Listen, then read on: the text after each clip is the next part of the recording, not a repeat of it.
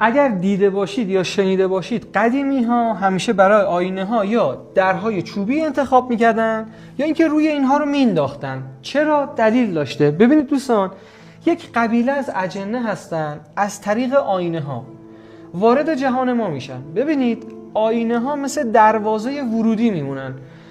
این موجودات وارد جهان ما میشن و متاسفانه حالا نر و ماده هم دارن، شروع میکنن متاسفانه، خیلی معذرت میخوام من این حرفو دارم میزنم، شروع میکنن به ایجاد رابطه جنسی با اهالی اون خونه. حالا آقا یا خانم فرقی نمیکنه.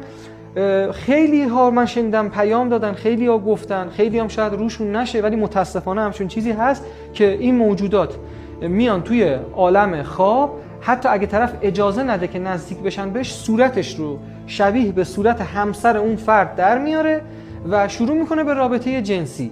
ببینید رفقا، چهره اینها به این شکله که حالا تصویر رو اینجا براتون میذارم.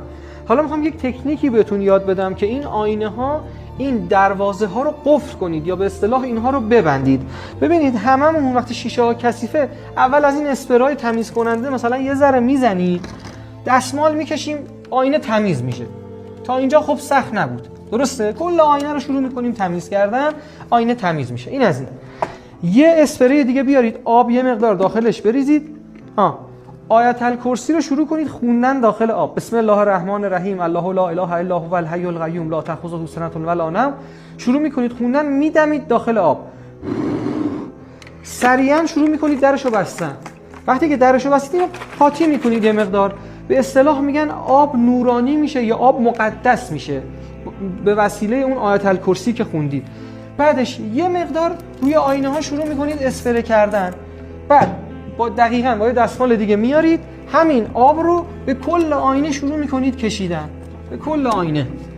ببینید وقتی این آب رو به کل آینه میکشید، یک نوع حصار، یک نوع دروازه نامرئی ایجاد میشه.